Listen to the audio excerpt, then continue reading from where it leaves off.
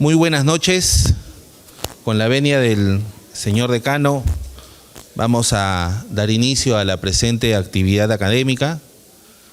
Quien los saluda en esta oportunidad es Alex Ulloa, director académico del Centro de Estudios Constitucionales del Tribunal Constitucional del Perú, y sean mis primeras palabras de saludo a nombre del señor presidente del Tribunal Constitucional, doctor Francisco Morales Arabia, y asimismo del señor director general del Centro de Estudios Constitucionales, magistrado Elder Domínguez Haro. El día de hoy vamos a presentar la siguiente actividad académica. Tal como ustedes pueden visualizar, va a participar el jefe de gabinete de asesores del Tribunal Constitucional, el doctor Berli López Flores.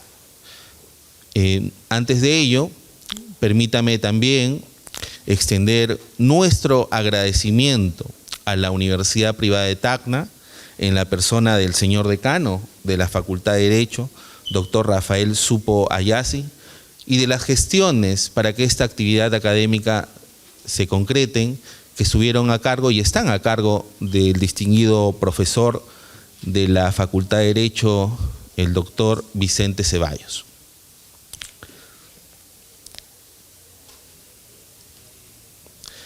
El día de hoy también nos acompañarán como panelistas profesores de esta casa de estudio.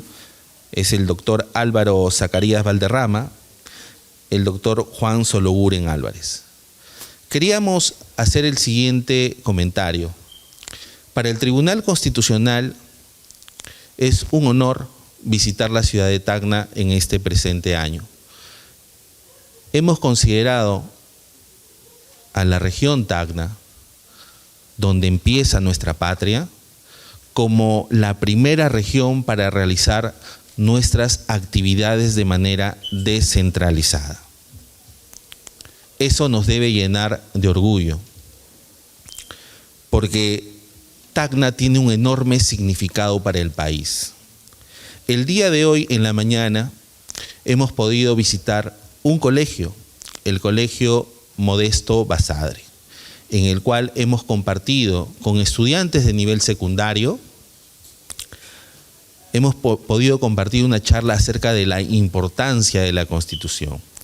Y ustedes saben que, de acuerdo al artículo 14 de nuestra norma suprema, fomentar la enseñanza de la Constitución y los temas constitucionales deben darse en todo proceso educativo de naturaleza civil o militar. Asimismo, hoy, en este momento, estamos brindando lo que en el Tribunal Constitucional se conoce como las agendas constitucionales, que no son más que actividades de carácter descentralizado, donde en algún momento puede venir un magistrado del Tribunal Constitucional o, como en esta oportunidad, nos va a brindar una charla el jefe de gabinete, es decir, los funcionarios del Tribunal Constitucional también se ponen a la orden del país. Dicho ello, permítame, por favor, dar el uso de la palabra, las palabras de saludo y bienvenida, a cargo del señor decano de la Facultad de Derecho de la Universidad Privada de Tacna, doctor Rafael Supo Ayasi, a quien pido, por favor, lo recibamos con un cálido voto de aplausos.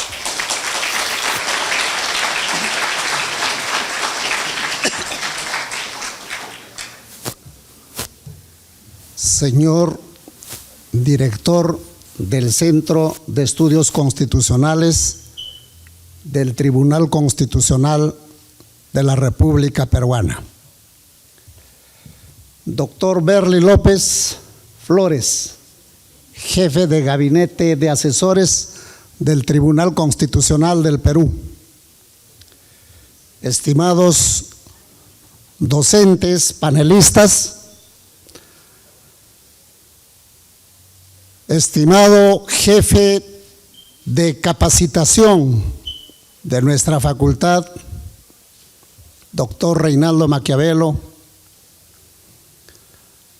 magíster Vicente Ceballos Salinas, maestro de la materia de Derecho Constitucional de nuestra facultad,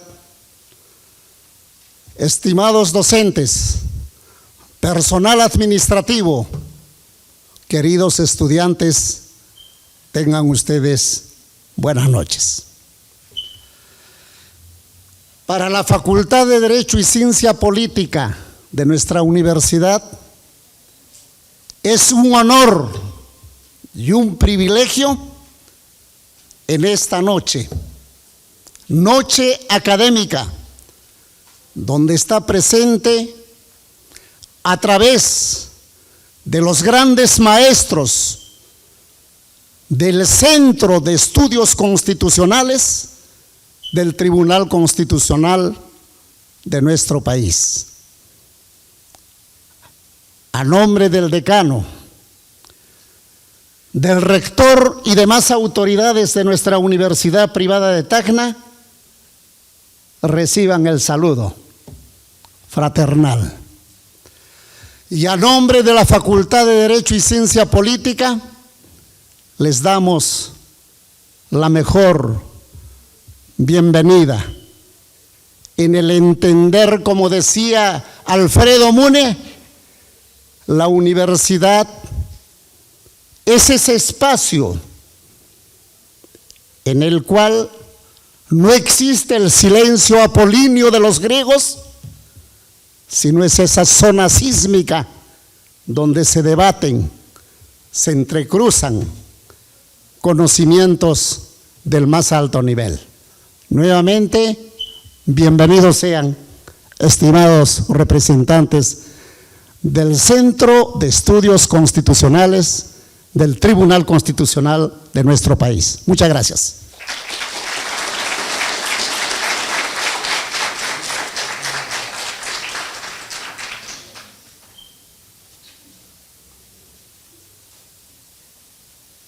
Muchas gracias, señor decano. Bueno, jóvenes, en esta tarde-noche ya nos sorprende de manera muy grata tener un público tan distinguido como el que hoy nos acompaña. Eso dice mucho de la universidad, eso dice mucho de esta facultad que ya tiene varios años en nuestro país y donde ya han egresado excelentes profesionales y donde tienen destacadísimos maestros. Sin mayor preámbulo, vamos a recibir al jefe de gabinete de asesores del Tribunal Constitucional para que pueda brindar esta conferencia, y luego los señores profesores van a hacer uso de las palabras para hacer algún comentario y o pregunta respecto del tema tratado. El día de hoy, la conferencia es la naturaleza de los procesos constitucionales de tutela y el sentido del nuevo Código Procesal Constitucional, y recibimos con fuertes palmas al doctor Berly López Flores.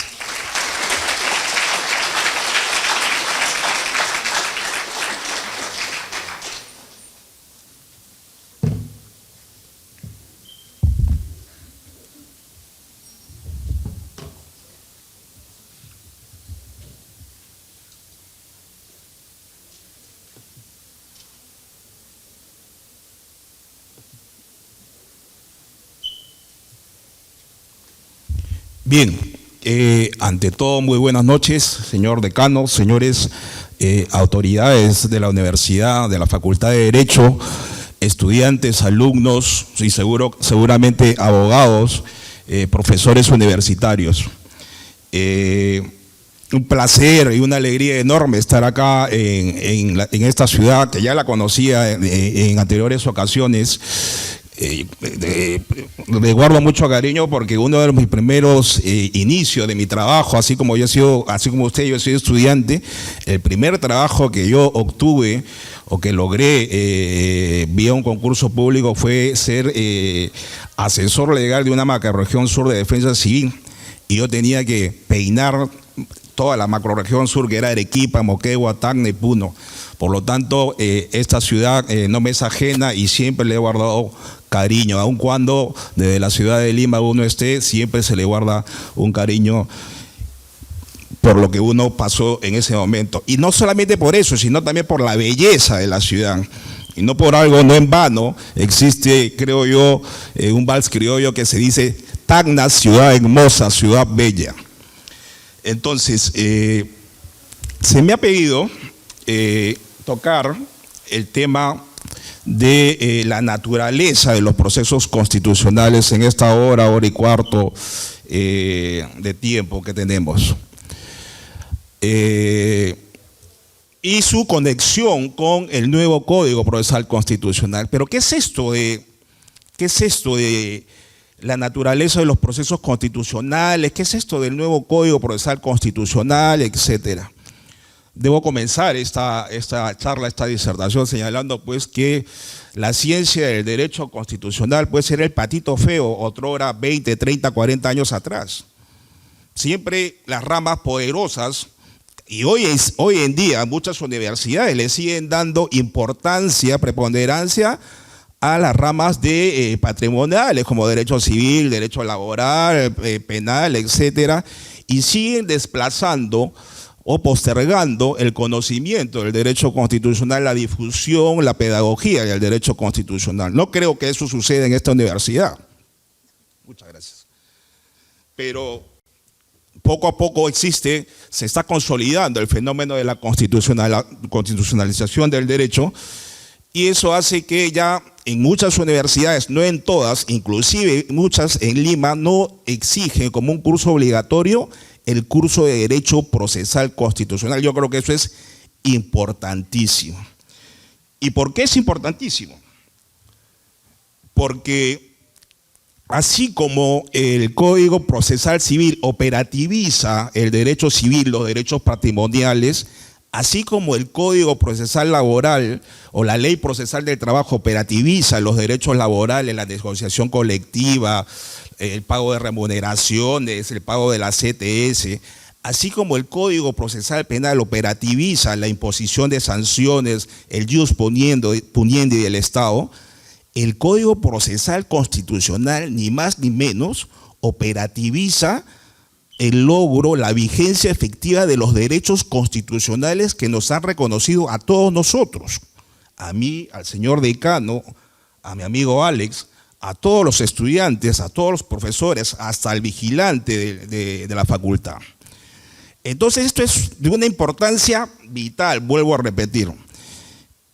Y quiero yo incentivar a cultivar esta rama del derecho constitucional, el derecho procesal constitucional, porque la práctica del litigio, la práctica procesal, la práctica de asesoría, hoy nos lleva a decir que quien sabe de derecho constitucional puede lograr victorias, puede lograr revertir resultados adversos en sede administrativa, cuando nos deniegan una licencia de funcionamiento municipal, cuando se emite un acto administrativo arbitrario, etcétera. Cuando tenemos una sentencia judicial arbitraria, nos embargan nuestras casas, sacan a remate nuestros bienes. ¿Qué cosa tenemos como último remedio? Los procesos constitucionales. ¿Y dónde están esos regulados esos? En el Código Procesal Constitucional. Entonces, a veces suceden adversidades en sede administrativa, en sede judicial, en sede arbitral, en otras sedes. Pero no todo está perdido, no hay que ir a llorar al río. Nos queda que el último remedio contra la arbitrariedad administrativa, tributaria, fiscal, penal, judicial, arbitral, etcétera, etcétera, son los procesos constitucionales. Entonces, de eso vamos a hablar en este corto periodo de tiempo, pero ojalá que sea muy profundo y sea posible que ustedes puedan entender y calar el entendimiento. Pero para esto es importante determinar dos cosas. ¿Qué es la jurisdicción constitucional? Y diferenciarla de la jurisdicción ordinaria. Entonces, muchas veces tenemos un proceso constitucional donde abogados, yo no creo que sean abogados de la universidad, egresados de la Universidad Privada de Tacna, Cuando en segunda instancia de una demanda constitucional de amparo de habeas corpus, de habeas data, interponen ante el Tribunal Constitucional recurso de casación. ¿Qué es eso? La casación es un recurso netamente ordinario, de un proceso ordinario que puede ser penal, civil, laboral, etc. Entonces, señores, tengan cuidado, multa, se va a aplicar multa ya en sede del Tribunal Constitucional. Entonces, es importante saber y diferenciar qué es la jurisdicción ordinaria versus la jurisdicción constitucional. ¿Y eso por qué? Eso es importantísimo, porque si bien es cierto, esta dinámica de la naturaleza de los procesos constitucionales y el nuevo código nos pueden sacar del apuro, nos pueden ayudar a revertir una situación adversa, podemos nosotros corregir las arbitrariedades tributarias, penales, civiles, administrativas, etcétera, pero es importante saberlos cómo promoverlas, cómo activarlas. Entonces, ¿cuándo vamos a un proceso constitucional y cuándo vamos a un proceso ordinario? Un proceso ordinario normalmente como un civil, penal, laboral, contencioso administrativo, de anulación del laudo arbitral, etcétera, siempre va a tener como parámetro o como margen, como campo de acción la ley. Por ejemplo, si vamos a un proceso laboral, tenemos la ley de compensación de tiempo de servicios, la ley de gratificaciones. Si el empleador no nos paga, nos vamos ante un juez laboral y le decimos, señor, quiero que se me otorgue el derecho que está insertado, que está señalado en la ley de compensación de tiempo de servicios o la ley de gratificaciones. Entonces eso lo va a determinar un juez penal, ¿no? Perdón, laboral. De la misma forma, se va a través de la protección de un derecho de índole legal, se puede ir a un contencioso administrativo, a un proceso civil para, por ejemplo, a ver si es que existen, quién es el verdadero propietario, si es que hay adquirientes sucesivos de una compra-venta. O de repente una compra-venta de bien ajeno, etcétera, etcétera. Entonces, ahí, ¿cuál es el parámetro de actuación en el proceso civil? Es la ley. ¿Y cuál es la ley? El Código Civil. El Código Civil, como bien saben ustedes, está formalizado a través de una ley, ¿no? Y así sucesivamente podemos establecer en el Código Penal cuál es el margen de actuación del juez penal para imponer penas, para establecer una determinada sanción por el delito de colusión, de abigeato, de falsificación de documentos, etcétera, etcétera. El Código Penal, y el Código Penal está recogido en una ley. Entonces, vemos pues que la jurisdicción ordinaria, la del Poder Judicial, a través de sus jueces de primera y segunda instancia y luego la Corte Suprema, siempre van a tener como margen de actuación la ley. La ley la van a poder inaplicar, la van a poder interpretar, la van a poder inaplicarla, inclusive pudiendo ejercer el control difuso, ¿no? Entonces, el centro de atención siempre va a ser de los procesos ordinarios es la ley. Y el parámetro de control será la ley, porque allí, a través de esa ley, se están reconociendo derechos de determinadas personas. Por ejemplo, una persona que ha poseído un determinado inmueble por determinado tiempo, ya sea mueble o inmueble, tiene derecho a la prescripción adquisitiva de dominio, y eso está en el Código Procesal Civil y en el Código Civil, ¿no? Y así sucesivamente. Entonces la ley es la vedette de los procesos ordinarios.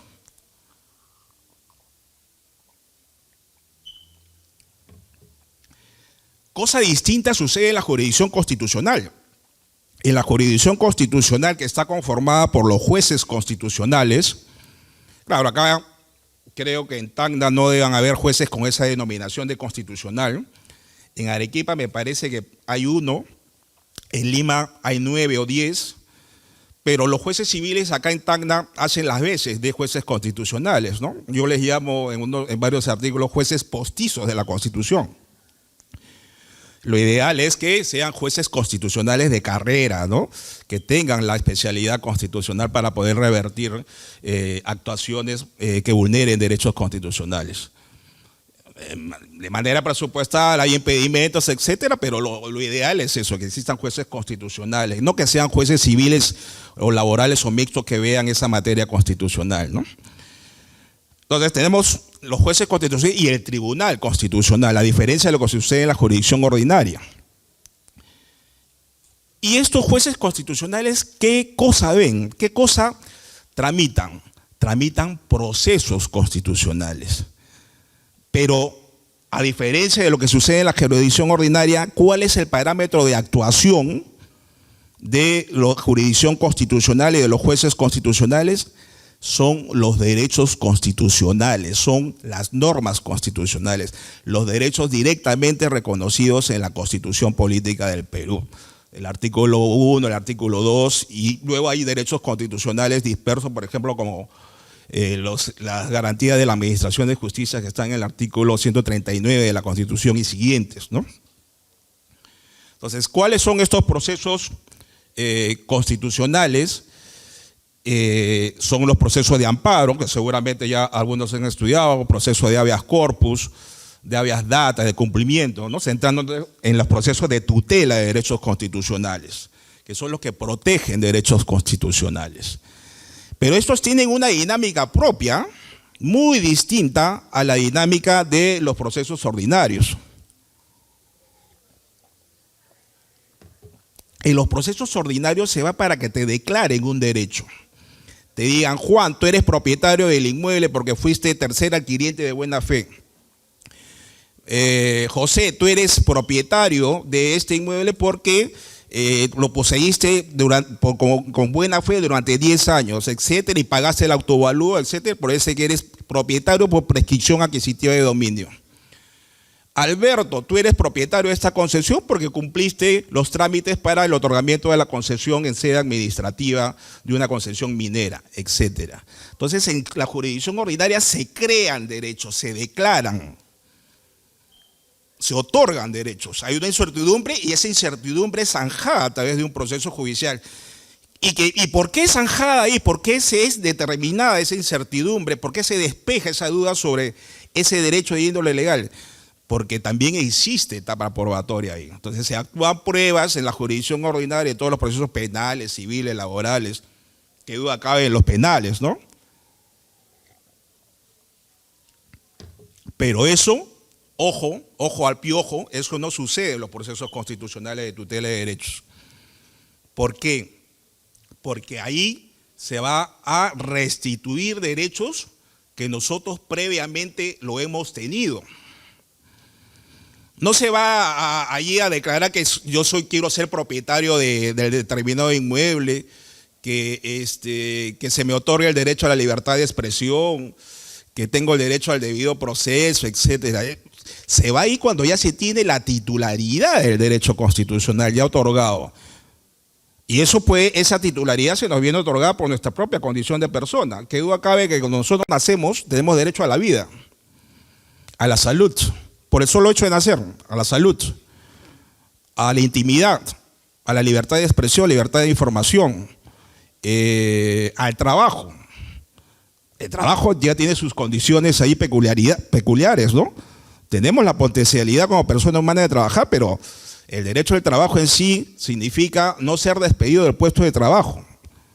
Entonces, para tutelar el derecho al trabajo, nosotros previamente hemos tenido que entrar a trabajar, tener un contrato de trabajo. Entonces, hay derechos constitucionales que nos son otorgados por nuestra propia condición de persona, los que ya he mencionado. Otros tenemos que trabajarlos.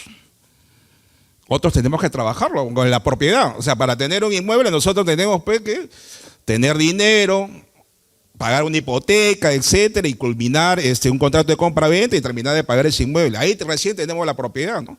Pero tenemos que hacer ya un esfuerzo adicional ahí, ese es el derecho de propiedad. A la pensión, o sea, por el solo hecho de nosotros de nacer no tenemos el derecho a la pensión.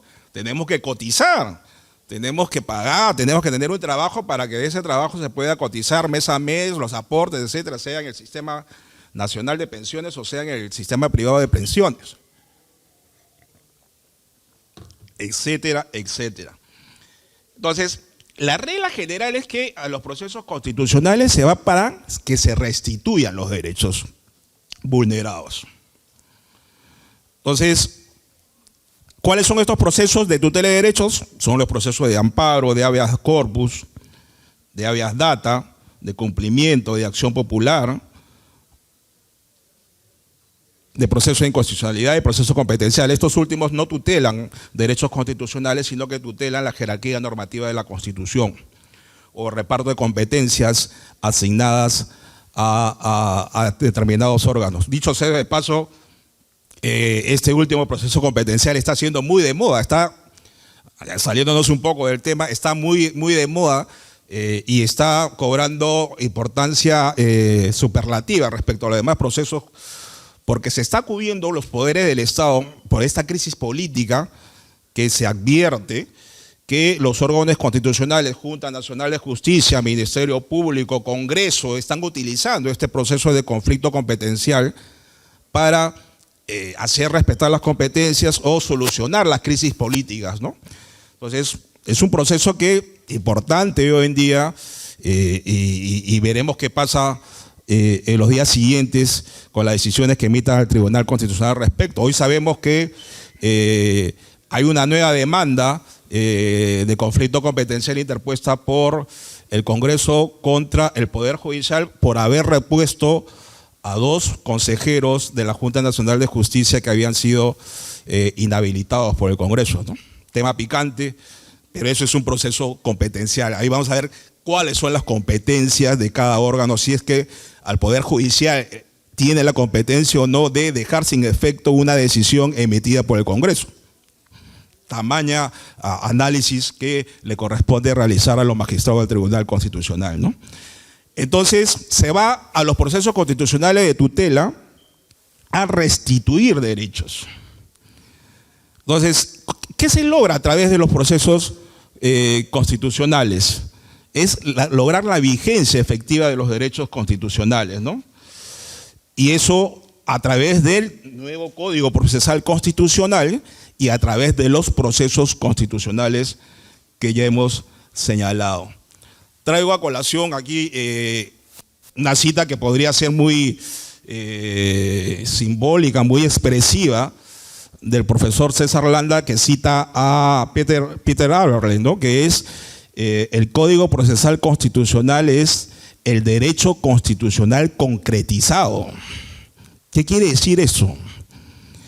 Que la norma constitucional, la Constitución, en este caso la Constitución Política del Perú, necesita instrumentos para ser materializada, para ser concretizada, para ser operativizada.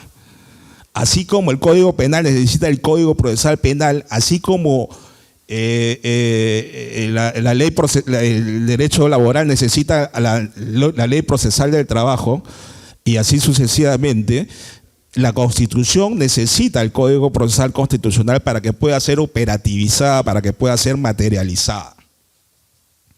¿Y eso a través de qué? De los procesos constitucionales.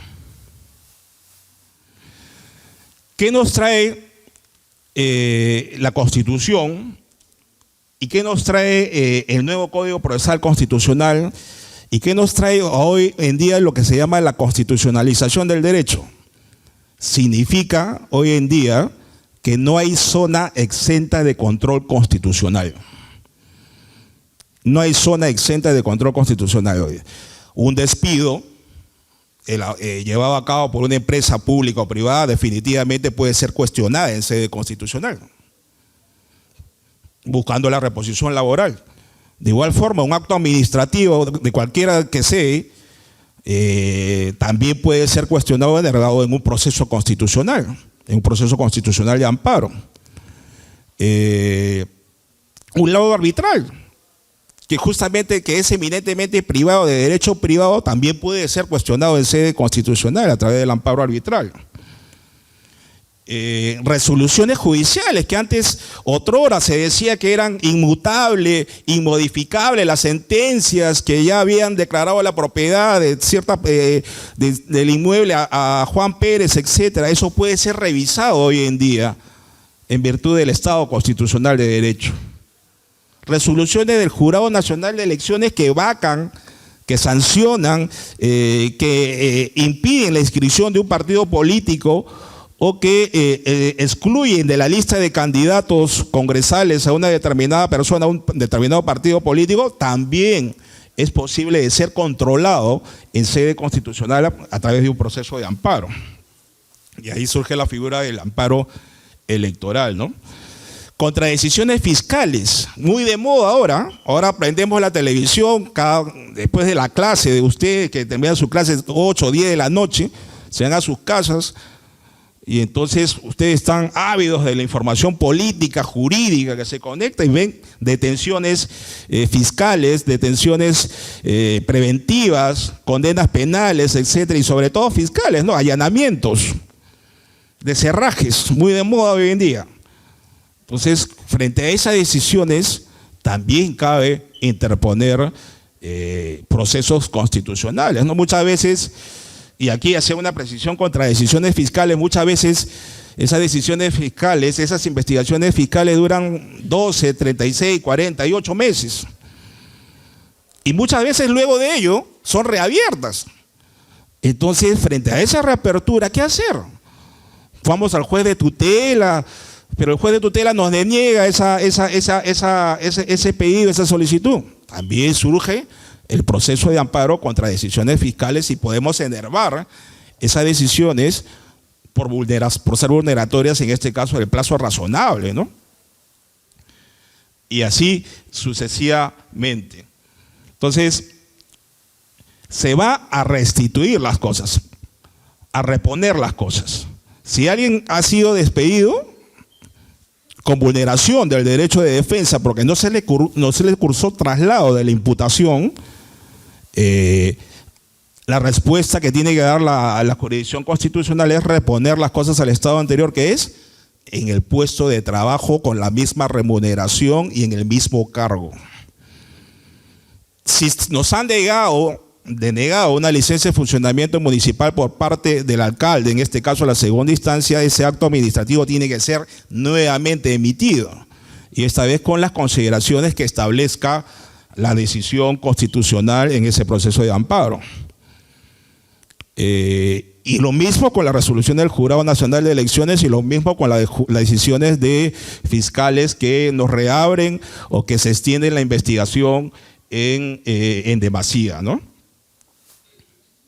Entonces, ¿cuál es otro proceso? Tenemos el proceso de habeas corpus, ¿no? Muy de moda también.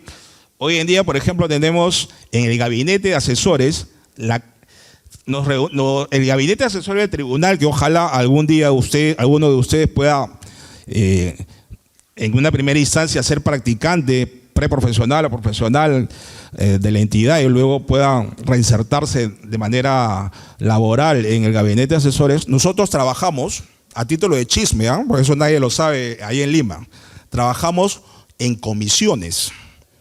Tenemos una comisión de amparo, una comisión de debido proceso. Debido proceso es para cuestionar las decisiones judiciales, sentencias judiciales arbitrarias. Tenemos la comisión de habeas corpus, que esencialmente se estudian allí casos relacionados con vulneraciones a la libertad personal producto de condenas penales o prisiones preventivas o detenciones arbitrarias en flagrancia, etcétera. Comisión de asuntos especiales, comisión donde no cabe todo, ya ahí cabe asuntos, temas ambientales, y comisión previsional también, que es el otorgamiento de pensiones denegadas por parte de la ONP o en su defecto por la AFP, ¿no? Entonces, una de las comisiones que tiene más abultada carga procesal hoy en día, que no se ha visto en otros años anteriores, es, por ejemplo, el de habeas corpus. Y hoy en día parece que existe una bonanza de los abogados penalistas, porque todo, desde hace 4 o 5 años atrás, todo es prisión preventiva, todo es condena, y si no es preventiva, es detención preliminar, o sea, con una sola investigación fiscal, con el inicio, con la investigación preparatoria, una detención preliminar, etc. Entonces, es una comisión que, por la coyuntura que está viviendo el país, tiene los expedientes más abultados, ¿no? Por esta vorágine de prisiones preventivas, por esta vorágine de condenas, por esta vorágine de detenciones preliminares, ¿no? Y también tenemos, hay otro proceso también, que es, como ya hemos dicho, el proceso de habeas data, que también es importantísimo, que protege de dos derechos, que es el derecho de acceso a la información pública y el de autodeterminación informativa. Entonces, fíjense, con el derecho de acceso a la información pública, nosotros podemos hacer lo que queramos. Es decir, podemos pedirle al alcalde de Pocoyae, Pocoyae es un distrito, al alcalde de Pocoyae, o a cualquier autoridad, inclusive a la presidenta Ida Boluarte, o a cualquier ministro, cuánto ha gastado de sus viáticos en el viaje que hizo a Washington tal fecha, en el viaje que realizó a Lima tal fecha, en qué gastó. Y que me muestre sus boletas, los consumos, que ahora Alex y yo vamos a tener que rendir cuentas cuando vayamos a Lima. Eso mismo podemos pedirle nosotros a las grandes autoridades para controlar el manejo del presupuesto. Fíjense qué poder tenemos. Y eso sin expresión de causa, ¿no? Yo lo pido porque se me da la regalada gana, porque así lo establece el artículo 2, inciso 5 de la Constitución. A solicitar información pública sin expresión de causa. Ahora bien, eso ayuda fuertemente a la democracia, a la transparencia, al manejo transparente de la cosa pública, a tener un mensaje claro sobre cómo se está manejando el presupuesto de la cosa pública en determinado periodo de tiempo ante determinada autoridad política, ¿no? Para eso sirve el habeas data. Fíjate, potencia.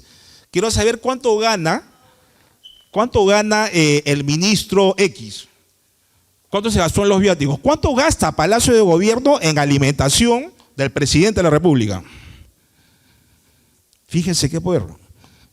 Y eso es procesos constitucionales. De eso se trata los procesos constitucionales, proteger derechos constitucionales.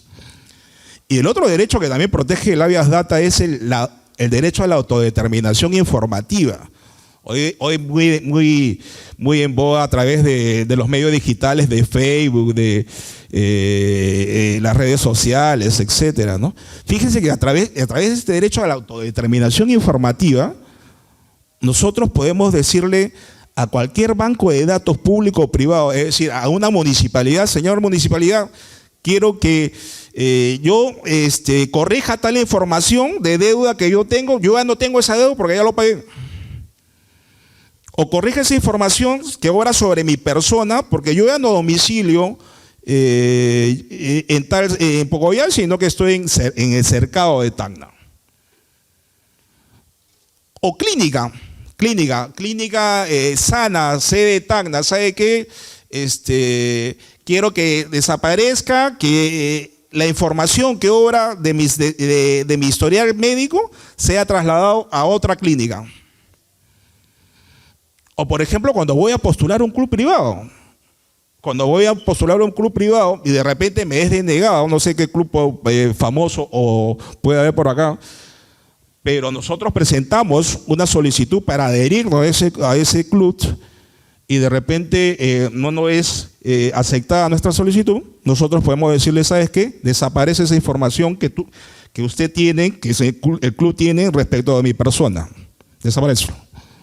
Ese es un habeas data anulatorio. O también puedo yo incorporar datos en cualquier banco público o privado. Infocor, por ejemplo.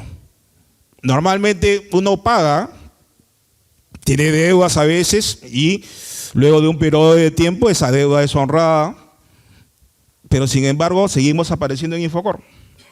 Seguimos con un historial negativo al momento de que nos evalúen un nuevo crédito, al momento que queremos hacer una transacción. Pero sin embargo nosotros ya cancelemos esa deuda, pero Infocor no actualiza esa información. Habeas data por derecho a la autodeterminación informativa.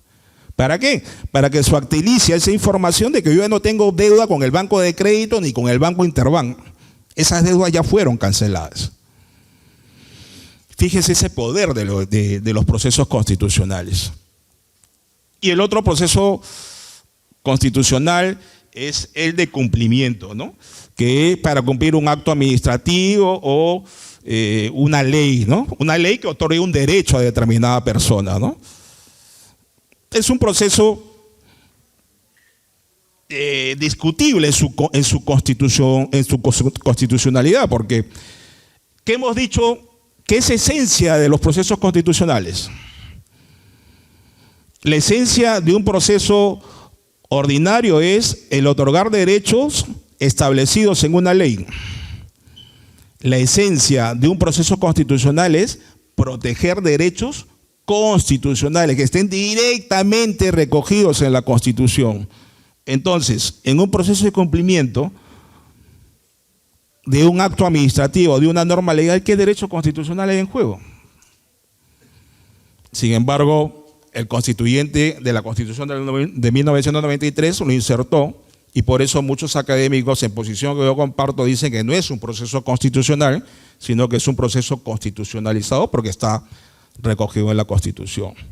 Entonces, el proceso constitucional es aquel que protege derechos constitucionales o está ceñido a la supremacía, a hacer respetar la supremacía normativa de la Constitución. Y en estos casos son los procesos abstractos de inconstitucionalidad y proceso de conflicto competencial y proceso de acción popular, que no es partido político, es un proceso judicial, por si acaso.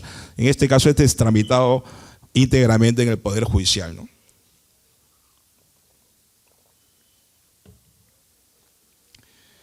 Entonces, hay una diferencia fuerte entre la jurisdicción ordinaria y una diferencia entre la jurisdicción ordinaria y la jurisdicción constitucional. Y que esa diferencia de protección de derechos constitucionales, por un lado, y por el otro lado de protección de derechos legales o de situaciones reconocidas en una ley, hace pues que el Código Procesal Constitucional tenga una regulación específica, una regulación particular, una regulación especial. ¿Por qué? Porque estamos en un escenario de derechos constitucionales, derechos de primer orden, sin los cuales la persona humana no podría pues desarrollarse en el día a día, ¿no? ¿Qué pasaría si nosotros, por ejemplo, naciéramos sin el derecho a la intimidad? Es un derecho o a la libertad de información, a la libertad de expresión, que no podamos opinar, ¿no? O sea, ya no seríamos personas, ¿no? Seríamos cualquier cosa.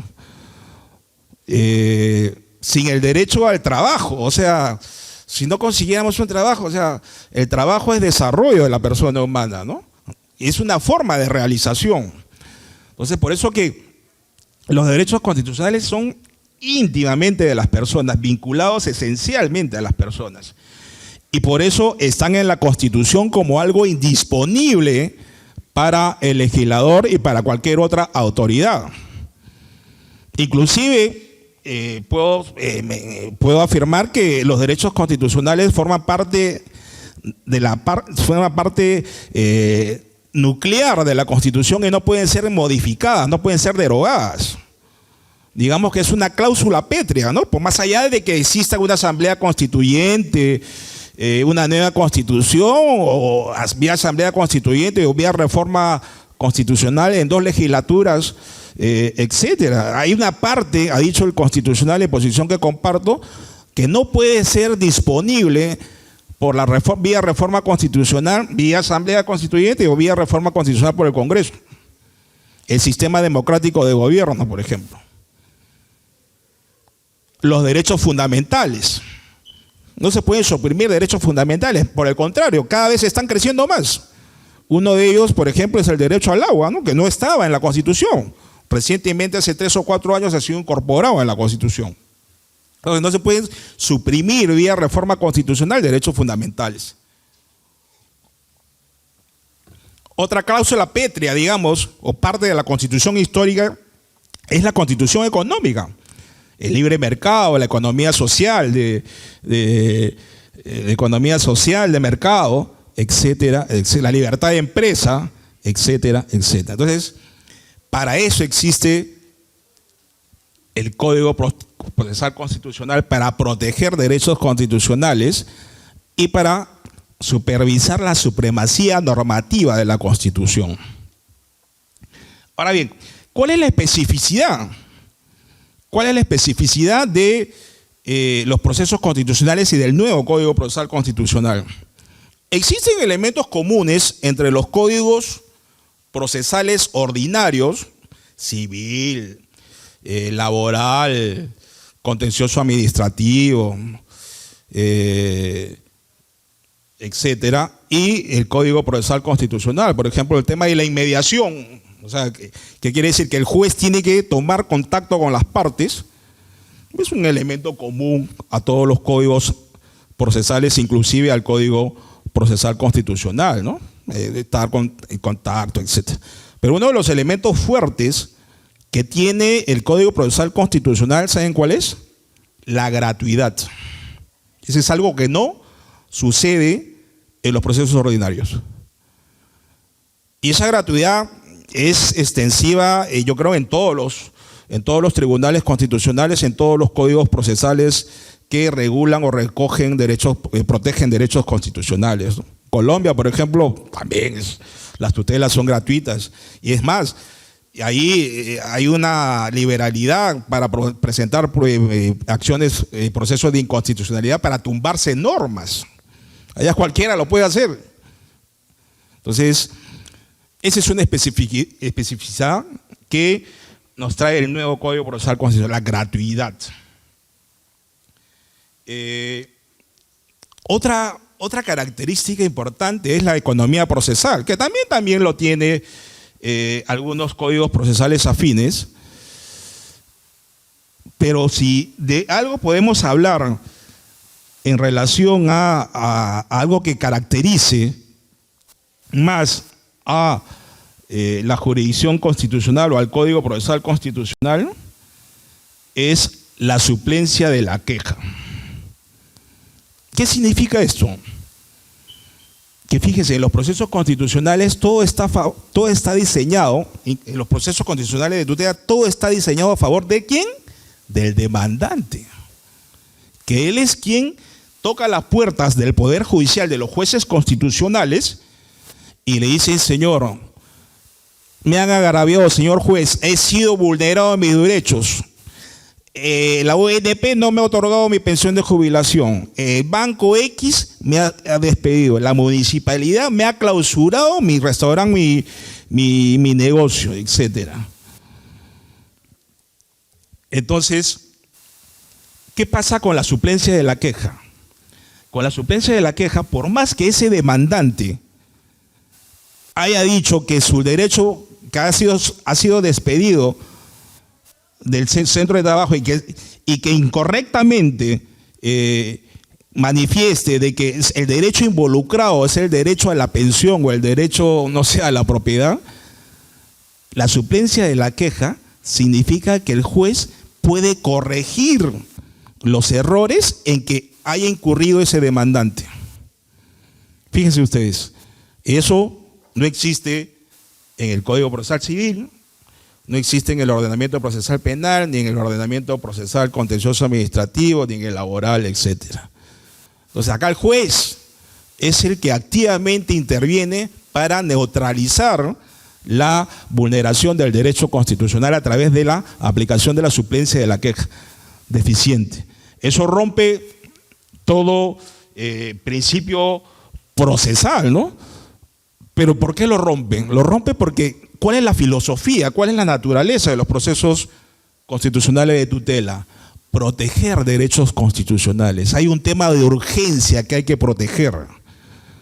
Y por eso el Código Procesal Constitucional y los jueces constitucionales se valen de ese principio de suplencia de la queja para, digamos, ayudar ayudar, corregir el error en que el demandante interpuso su alegación, su demanda, ¿no? Eso puede significar parcialización. Algunos dicen que sí, que el juez se parcializa como una de las partes porque lo está ayudando, está corrigiendo su demanda. Podría que ser que sí, pero ojo que Es un principio también, un axioma constitucional que no existen derechos absolutos, ¿no? En este caso, el tema de la imparcialidad, la independencia judicial, podría ceder en este caso a una protección urgente y fulminante de esta persona que está siendo vulnerada en su derecho constitucional, ¿no? Digamos, una persona presenta una demanda de habeas corpus cuando debió ser amparo. Presenta una demanda de habeas corpus por vulneración del derecho a la pensión, pero hemos dicho el habeas corpus, ¿qué derecho tutela? Libertad individual, ¿no? Entonces, pero este señor, su abogado, que no es de la Universidad Privada de Tacna, le aconseja mal y dice que interponga un habeas corpus cuando no había ahí un problema de libertad individual. Ahí el juez, ¿qué tiene que hacer? El juez tiene que ser proactivo ahí, tiene que corregir ese error en que ha incurrido el demandante en invocar, en utilizar un proceso constitucional impertinente para el derecho que está siendo vulnerado o alegado que sea vulnerado, ¿no? Entonces, es un derecho, es un principio fuertísimo, ¿no? Conversión de procesos constitucionales, ¿no? O sea, hay una suerte de mutación que este colegiado actual del Tribunal Constitucional no es unánime en seguirlo, ¿no? Pero el Tribunal Constitucional ha reconvertido procesos de habeas corpus amparo, porque el derecho no había un problema de libertad individual, y viceversa, ¿no? De cumplimiento en amparo y de amparo en cumplimiento, ¿no? Entonces, en virtud de la autonomía procesal y el principio de suplencia de la queja, ¿no? Es una situación que algunos magistrados actuales no comparten la conversión de los procesos constitucionales. Otros colegiados, anteriores colegiados, sí, es válida la conversión porque lo que se trata es proteger derechos constitucionales. Hay algunos magistrados actuales que no comparten esa posición de convertir, es decir, de cambiar en el camino un proceso constitucional, es decir, de cambiar las reglas de juego de un partido de fútbol justamente en el mismo momento de que se lleva a cabo el partido de fútbol. Hay algunos magistrados que no convienen en esa idea, que no convergen en esa idea, porque dice que se vulnera el derecho de defensa de la otra parte, que también el demandado tiene derechos constitucionales. Entonces, esa es una especificidad fuerte del proceso constitucional. También tenemos el principio de elasticidad, de socialización. Es decir, el juez tiene que, socialización, por ejemplo, el juez tiene que ser proactivo y tratar de igualar las posiciones de las partes, las condiciones de las partes. Por ejemplo, si tenemos una persona que no, por ejemplo, no tiene los contratos de trabajo para alegar que ha sido despedido de manera arbitraria, entonces el juez, en virtud del principio de socialización, tiene que pedir información, sustituirse en la parte demandante, digamos, desigual, y solicitar información a la entidad o a cualquier otra, al demandado incluso, a cualquier otra entidad, para poder verificar la vulneración del derecho constitucional, ¿no? Y así sucesivamente. El impulso de oficio. Los procesos constitucionales nunca caen en abandono. Fíjense, ese es otro tema clave. A diferencia de que, por ejemplo, el proceso civil sí puede decaer en abandono, un contencioso administrativo o laboral, si es que no es impulsado por las propias partes procesales. Me parece, con cargo a revisarlo, pero si no se asiste a una audiencia, a una determinada audiencia, etcétera, ese proceso ya cae en abandono, decretada por el juez. Sin embargo, un proceso constitucional, a pesar de que no hay impulso de las partes, eso nunca va a decaer en abandono. Esa es otra especificidad, particularidad de un proceso constitucional. ¿Por qué? Porque de lo que se trata es proteger derechos constitucionales de las personas, que son importantes para que ésta pueda desarrollar su vida, pueda desplegarse en la sociedad, pueda trabajar, pueda colaborar con la sociedad, ¿no?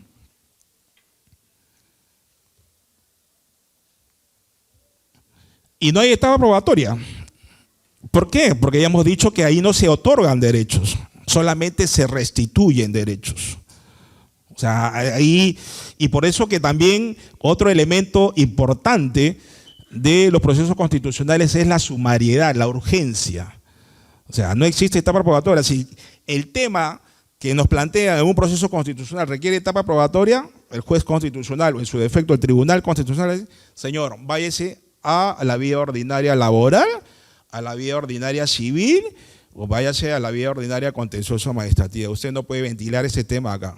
¿Por qué? Porque se necesita actuar pruebas que esto no puede ser actuado en un proceso constitucional porque estos son procesos urgentes. Y finalmente, para no aburrirlos y entrar a una rueda de preguntas, ¿qué nos trae? Nos trajo la sentencia del nuevo Código Procesal Constitucional. Ustedes saben que el nuevo Código Procesal Constitucional, al que hemos aludido infinidad de veces en esta hora que vamos, fue sometido a control constitucional. Es decir, hubieron unos colegios de abogados, me parece, que interpuso una demanda de inconstitucionalidad contra el Código Procesal Constitucional. Es decir, contra la herramienta que sirve al Tribunal Constitucional para proteger los derechos constitucionales. Y entonces el tribunal emitió una sentencia convalidando, es decir, poniendo en pie, es decir, reforzando, manteniendo todo lo dispuesto por el nuevo Código Procesal Constitucional, ¿no? Y ahí lo que dijo, hay elementos resaltantes en el nuevo código que fueron convalidados por el Tribunal Constitucional. Y es que hoy en día ya no existe no existe rechazo liminar de la demanda.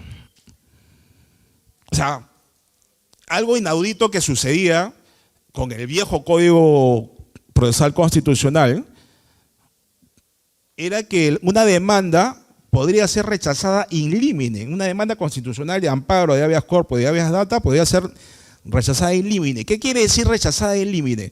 Es decir, una vez que se presentaba la demanda de amparo, de habeas corpus, de habeas data, de cumplimiento, el juez decía, oh, no, acá no hay en juego un derecho constitucional, o está fuera del plazo, o el legitimado no es esta persona sino otra, entonces improcedente la demanda de plano, sin comunicar a la otra parte, sin correr traslado al demandado, perdón.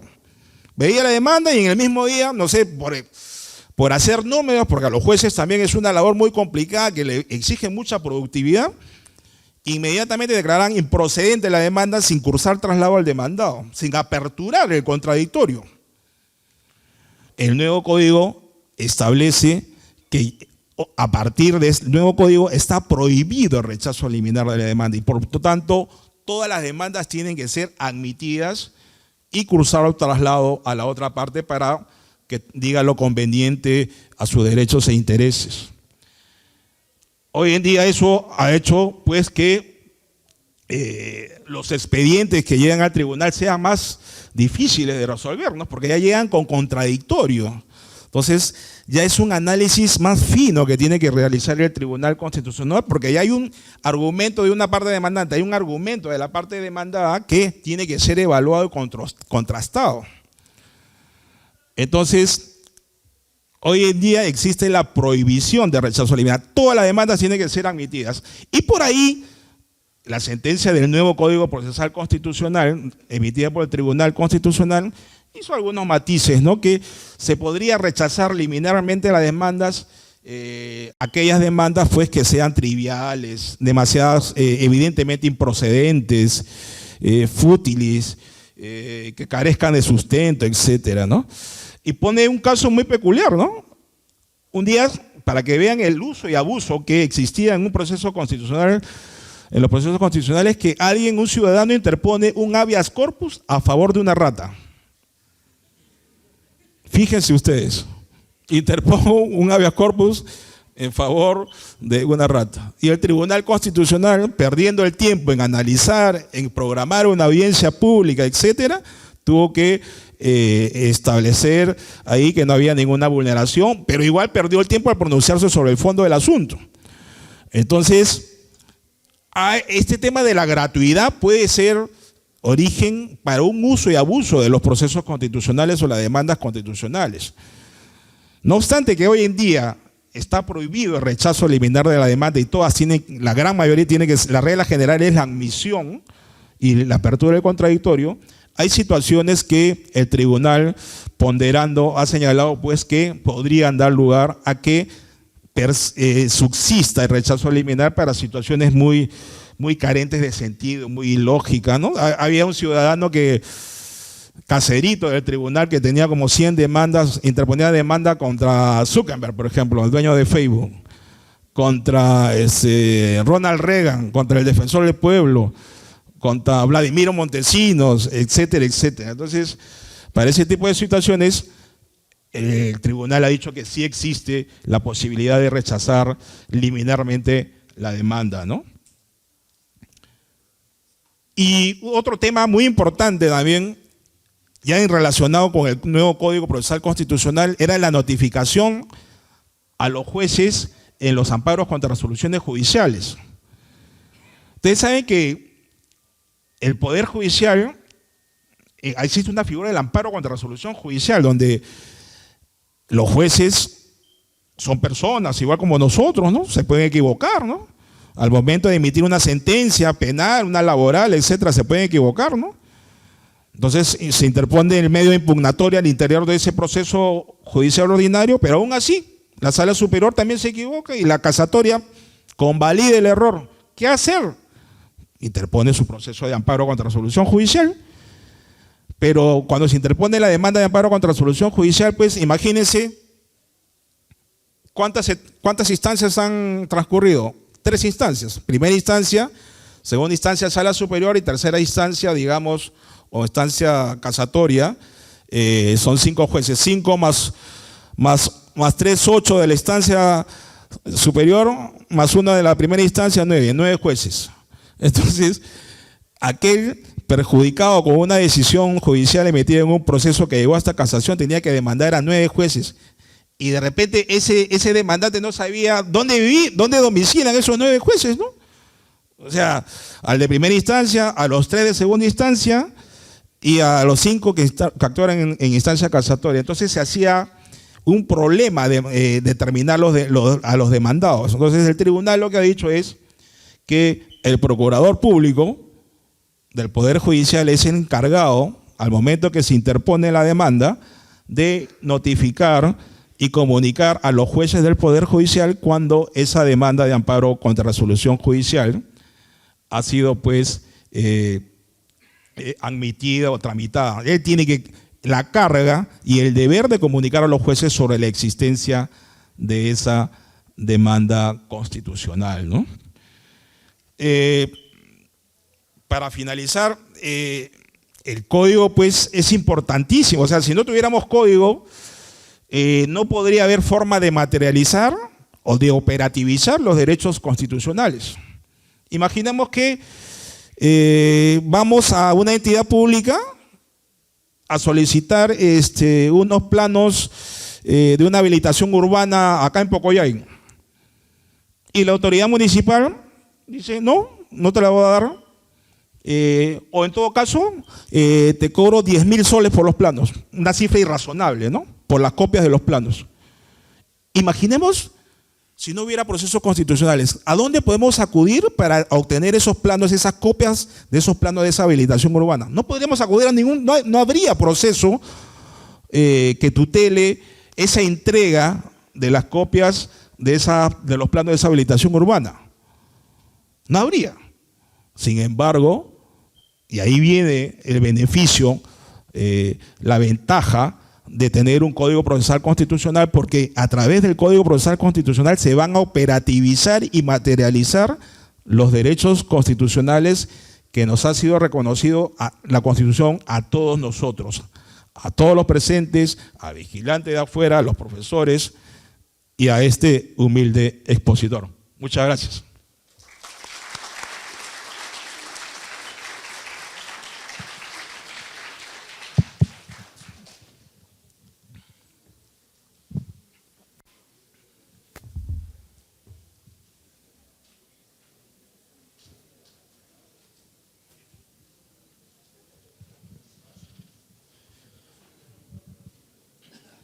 Muy bien. En esta segunda parte de la presente actividad académica vamos a cambiar un poco la dinámica, ya que van a intervenir dos docentes de la Facultad de Derecho y la conferencia también toma la suerte de un pequeño conversatorio. En ese sentido, vamos a tener una primera intervención de uno de sus maestros, el doctor Álvaro Zacarías Valderrama, quien va a hacer algún comentario en relación al tema expuesto y seguramente planteará brindará algún aporte, planteará alguna pregunta o nos brindará alguna sugerencia al respecto. Estimado profesor. Como usted guste, como se sienta más cómodo. Ok, muy bien.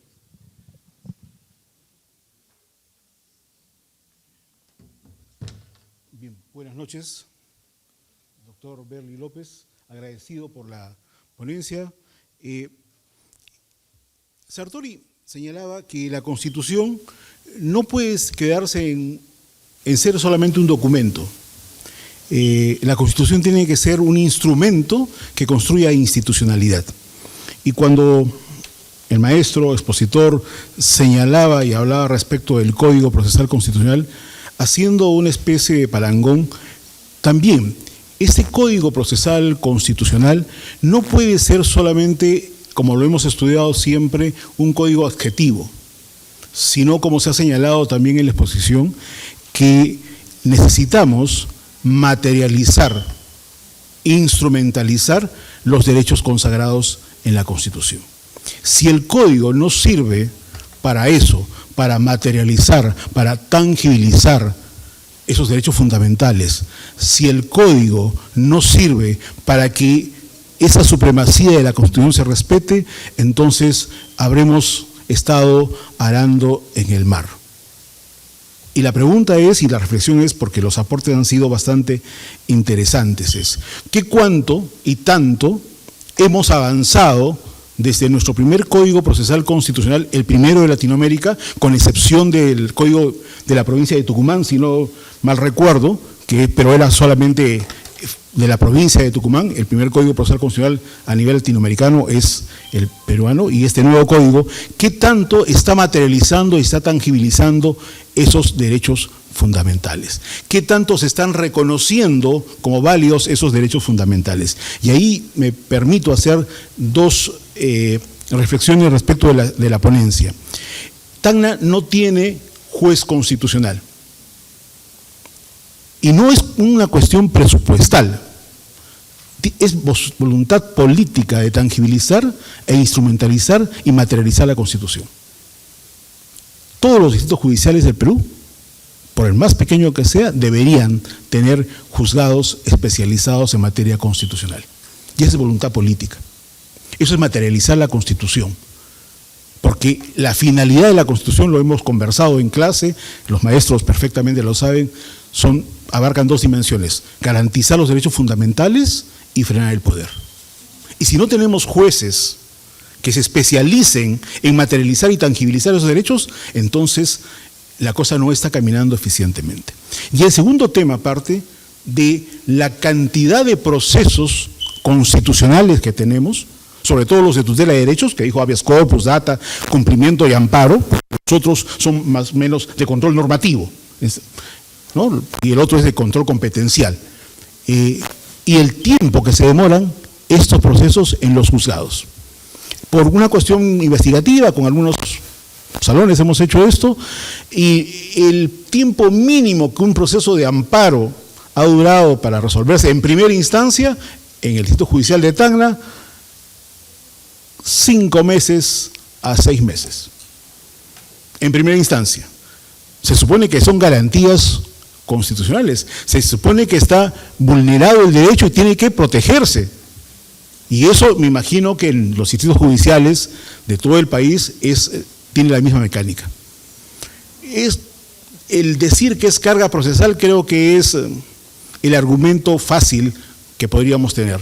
Pero también ahí nuevamente regresamos al tema de la voluntad política como decisión de políticas de gobierno, como decisión de implementación de políticas de Estado. Entonces, estos dos fundamentos, estos dos estas dos perspectivas que tenemos nos dicen que tenemos un código que puede ser eficiente, pero que en la práctica, para el común de la ciudadanía, le resulta que no funciona. Esa es una reflexión que tenía al respecto. Puntualizamos y concordamos con lo que nos ha dicho el expositor esta noche cuando hablaba de ese derecho constitucional concretizado. Es cierto, esa es la alternativa. Y para lograr ese derecho constitucional concretizado, los operadores del derecho, no solamente los jueces, sino los abogados, los fiscales, todos los que intervenimos en los procesos de garantía, tenemos que tener una voluntad clara, real y transparente por construir democracia, y la democracia se entiende de respeto de los derechos fundamentales. Un país no puede llamarse democrático si es que no respeta derechos fundamentales. Un país no puede llamarse democrático si es que no sabe frenar el poder a través de ese denominado principio de separación de poderes, que nosotros también le adoptamos desde el mundo anglosajón, el check and balance, los pesos y contrapesos. Entonces, discúlpeme, voy a hacer, quizás, voy a usar un poco de humor negro. Cuando el doctor decía, podemos pedirle a Dina Boluarte que nos muestre los vouchers de los pasajes, yo le digo, doctor, no se atreva a eso, porque es posible que corra la suerte de Harvey Colchado. Pero el derecho constitucional está para eso, para decirle a la presidenta, al Poder Judicial, que son poderes constituidos, que por encima de ellos está la Constitución. Entonces, esa es la reflexión. Y quizás la pregunta, yo quisiera, en el debate, había dos temas ahí importantes, que ya el propio TC lo ha ratificado, es el tema de la prohibición del rechazo liminar, eso ya lo ha establecido, pero quizás ha debido hablarse un poco, discutirse más, me parece, como reflexión y como para su comentario. Y el otro tema es el tema de la defensa de los jueces, ¿no?, en proceso judicial, que lo hace el procurador del Poder Judicial. Y como postdata, doctor, simplemente, lo hemos comentado alguna vez y creo que lo hemos comentado, hay una pequeña incongruencia en el Código Procesal Constitucional, que el propio TC lo ha zanjado en sus decisiones. Cuando para la interposición de la demanda de acción de inconstitucionalidad, artículo 98, se requiere el acuerdo del Consejo Regional, ¿correcto? Pero el 101, dentro de los anexos que reclama para la interposición de la acción de inconstitucionalidad, habla, en caso de la interposición por el gobernador regional, se tiene que acompañar el acuerdo del Consejo de Coordinación Regional. Son dos entes absolutamente distintos. Hay una incongruencia que ya el propio TC lo ha adoptado, pero sería sano quizás para la transparencia de la norma, quizás hacer la modificación, la tingencia a ese respecto. Como postdata solamente, doctor. Y felicitaciones por la exposición. Muchísimas gracias.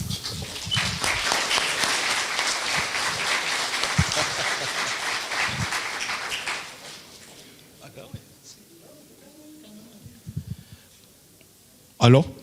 Bueno, son tantos comentarios que esto daría para toda una noche, las respuestas a estos comentarios.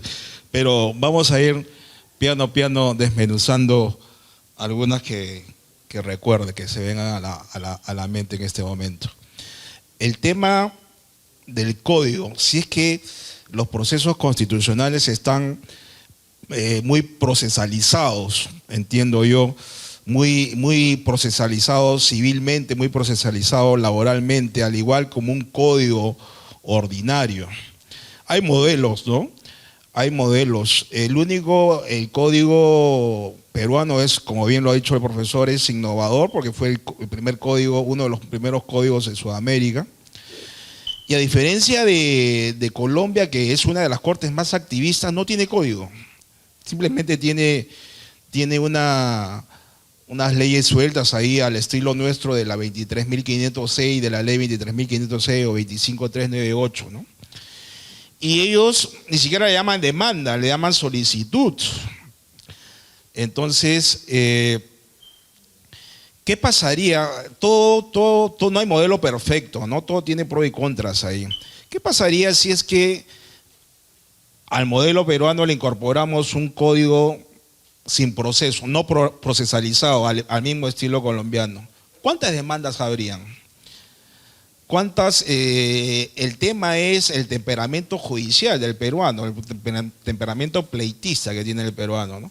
Por eso creo que yo, una de las razones de establecer un código ha sido la unificación, pero también poner ciertas pautas, ciertas vallas, para que no exista esta desembalse, esta elevada carga procesal que, a pesar de ello, hoy nos agobia en el Tribunal Constitucional. Estamos con más o menos 6.000 expedientes, a título de chisme también les digo, 6.000 expedientes en el tribunal, ¿no?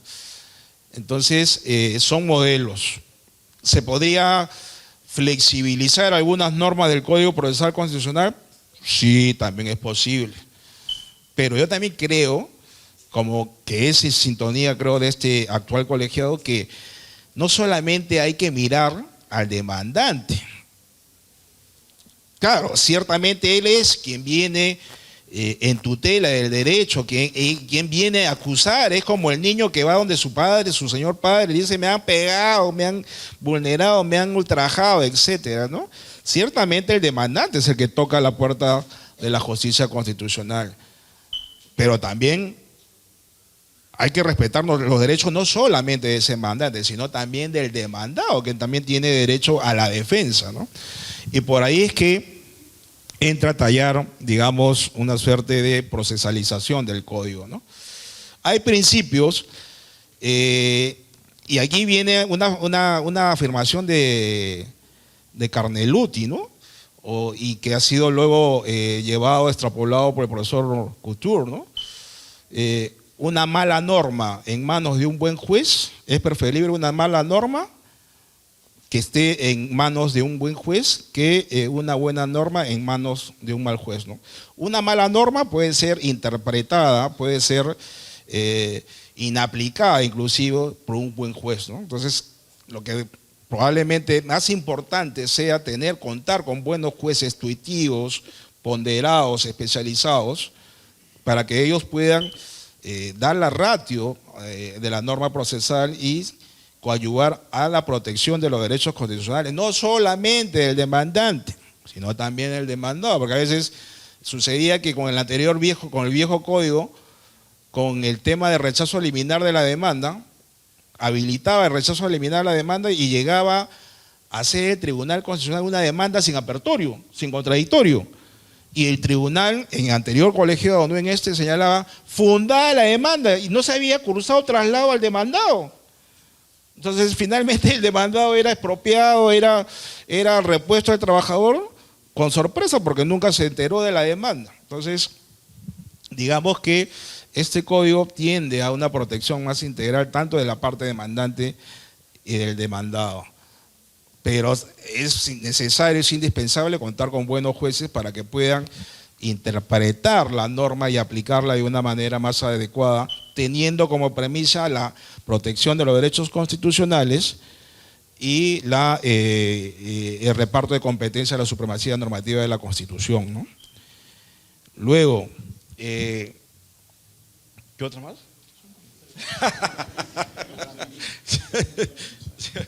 Muchas gracias.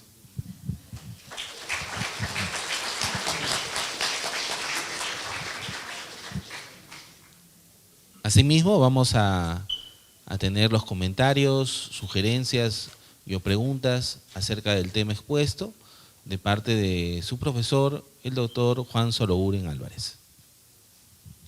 Muchas gracias, buenas noches.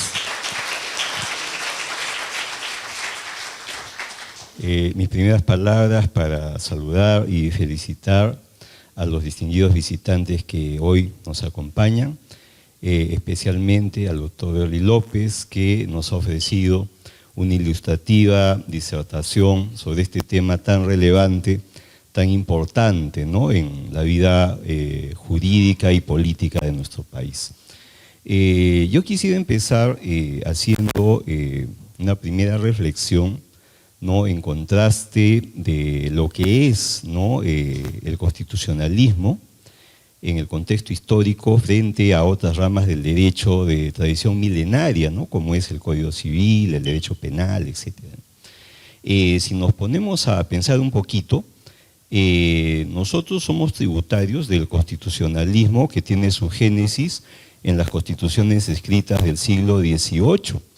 Es decir, que estamos hablando de una tradición jurídica muy breve, pero que en vuelta de 2 siglos ha alcanzado pues una máxima relevancia, ¿no? ¿Por qué? Porque en su primer momento las constituciones no se consideraban como instrumentos jurídicos, sino solamente políticos, ¿no? Se había operado una transformación que prácticamente marcaba una transición de un modelo de poder basado en la monarquía para pasar a un modelo distinto, ¿no? Donde cualquier ciudadano, sin tener sangre real, sin ser parte, ¿no?, de una casa real, podía elegir y también ser elegido para gobernar. Es así de que llegamos al siglo XX y en el siglo XX se produce una transformación, ¿no? Las constituciones pasan a ser instrumentos también jurídicos políticos, y no solamente van a establecer la organización y las funciones y las relaciones, ¿no?, entre los diferentes organismos de gobierno, sino que también se va a poner un acento muy importante en una parte dogmática que contiene los derechos fundamentales, que los consagra, que los atribuye a los ciudadanos, pero que el solo reconocimiento de estos derechos no resulta pues suficiente para materializarlos. Y eso nos lleva a recordar, por ejemplo, a un gran filósofo como es Herbert Hart, ¿no? Cuando él desarrolla su teoría, nos dice de que no basta, para que un sistema jurídico funcione adecuadamente, no basta que existan normas primarias, como por ejemplo las normas sustantivas, sino que se necesitan normas secundarias, entre las cuales ocupan un lugar preponderante las normas procesales, ¿no? Y hasta entonces, ¿no?, si bien se hablaba, por ejemplo, de unas garantías constitucionales, que si bien se podían suspender derechos, pero no se debían suspender las garantías que defendían, que protegían estos derechos contra el abuso, ¿no?, del poder enorme que tiene el Estado, no habían mecanismos muy desarrollados para esa tutela. Como muy bien lo han dicho quienes me han antecedido en la palabra, en el Perú teníamos algunas leyes, ¿no?, independientes que regulaban, por ejemplo, la acción de amparo, que regulaban, por ejemplo, el habeas corpus, etc., ¿no? Pero se llega a un punto en que se apuesta por una sistematización, por desarrollar todo esto en un cuerpo orgánico que se va a materializar en nuestro primer Código Procesal Constitucional, lo cual marca un hito muy importante en el desarrollo de la tutela jurisdiccional en nuestro país, ¿no? Porque es un código donde vamos a encontrar una serie de principios que van a ser comunes a todos estos procesos y vamos a encontrar ahí unas reglas en un solo cuerpo normativo, ¿no?, que nos van a permitir instrumentalizar esa tutela. Pero también en este punto yo quiero hacer una reivindicación a una figura también muy importante dentro de lo que es la filosofía del derecho, como es la figura de Hans Kelsen, ¿no?, autor de la teoría pura del derecho, y no solo eso, ¿no?, creador de la jurisdicción constitucional. Mucha gente habla de Kelsen y lo tilda de positivista sin haber leído a Kelsen y sin haber entendido siquiera sus ideas, ¿no?, lo cual es algo que no debemos hacer. Estamos en un recinto académico y entonces para poder afirmar algo, primero tenemos que estudiarlo, tenemos que analizarlo para poder hablar con fundamento, ¿no? Y más bien, si analizamos un poco el tema, vamos a ver que Kelsen fue uno de los más acérrimos combatientes del positivismo a ultranza del siglo XIX, ¿no?, y que más bien él desarrolla su teoría justamente para tratar, ¿no?, de purificar la ciencia del derecho, tema discutible, ¿no?, porque el derecho es algo más complejo que cualquier ciencia, y va a ser precisamente el creador de esta jurisdicción constitucional que en nuestro país ha avanzado a pasos agigantados en poco tiempo, ¿no? Estamos hablando prácticamente de una codificación procesal que es de este siglo, que es del siglo XXI, ¿no? Y que hoy asiste a una segunda versión con una serie de perfeccionamientos que es aún perfectible, porque qué duda cabe, es obra humana como cualquier otra, pero que contribuye de una manera notable a que los derechos fundamentales de todos los peruanos puedan ser tutelados, ¿no? Más allá de los vaivenes políticos, más allá de las orientaciones que los tribunales constitucionales tienen, porque también, ¿no?, somos humanos, lo importante es que existen estos instrumentos y que deben ser correctamente utilizados, ¿no? Anteriormente hemos tenido graves distorsiones, ¿no? Por ejemplo, yo recuerdo cuando era estudiante, no hace mucho tiempo, aunque se rían algunos, se hablaba de una amparización, ¿no? ¿Qué pasa? Que todo era pues acción de amparo, ¿no? Y eso es algo, es un fenómeno que todavía no ha desaparecido, ¿no? Y eso nos lleva a una profunda reflexión. Como se decía hace un momento, o sea, no basta de que hayan buenas leyes, ¿no?, sino que la aplicación de esas leyes mucho va a depender de los operadores jurídicos, en este caso, jueces, abogados, etcétera, ¿no? Y entonces, en ese punto, creo que es importante destacar de que debemos ser éticos, debemos ser leales, debemos ser responsables en el uso, ¿no?, de los instrumentos legales que nos brinda nuestro sistema jurídico, ¿no? Uno de los grandes problemas que tenemos actualmente es de que toda esa parte orgánica de la Constitución en lo que se refiere al equilibrio de poderes, como muy bien explicado, ¿no?, acá el maestro Álvaro Zacarías, se ha descompuesto. O sea, tenemos un problema en que los poderes del Estado, de pronto, ¿no?, el Ejecutivo puede disolver al Congreso, el Congreso puede vacar al presidente, y entonces entramos en una crisis de estabilidad, ¿no? Actualmente tenemos una presidenta que no es la persona que nosotros elegimos para gobernar directamente, ¿no? Anteriormente eso ha pasado ya varias veces, en menos de 10 años, ¿no? Entonces eso nos lleva a una profunda reflexión y eso también en el fondo termina vulnerando nuestros derechos, ¿no?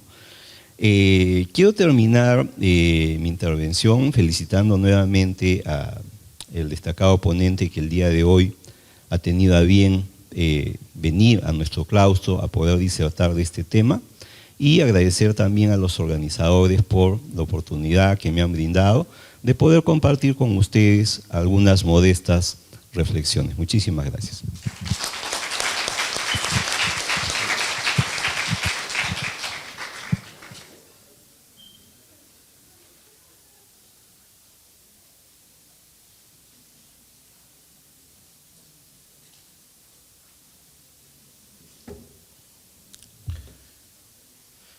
Muy bien, de esta manera, habiendo escuchado la exposición del doctor Berli López Flores, jefe del Gabinete de Asesores del Tribunal Constitucional, asimismo, luego de haber escuchado la intervención de los profesores que el día de hoy han tenido la gentileza de acompañarnos y brindar algunas reflexiones en torno al tema constitucional, no nos queda más que, a nombre del Tribunal Constitucional y del Centro de Estudios Constitucionales, extenderles un especial agradecimiento, porque el día de hoy nos han recibido con las puertas abiertas, con los brazos abiertos. Agradecer a la heroica ciudad de Tacna, agradecer a la Universidad Privada de Tacna. Y para nosotros, esa muestra de reciprocidad se materializa en lo que ustedes están viendo ya desde hace más o menos una hora, hora y cuarto, que se encuentra aquí al frente de ustedes. desde el fondo editorial del Tribunal Constitucional, en coordinación con el profesor Vicente Ceballos, queremos contribuir con un granito de arena a una biblioteca de derecho constitucional que está germinando en esta casa de estudios. Créanme que para nosotros donar estos libros, que quizás se vean en una pequeña cantidad, pero créanme que cuando ustedes tengan el acceso a darles esa lectura que se requiere, serán muy significativos. De esta manera, estos libros, con el mayor cariño, señor decano, señor profesor Vicente Ceballos, quedan para la Biblioteca de Derecho Constitucional de la Universidad Privada de Tacna.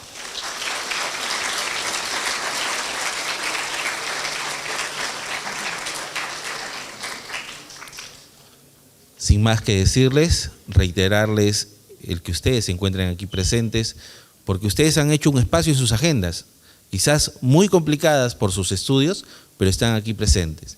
De esta manera, la actividad académica ha concluido. Muy buenas noches, muchas gracias.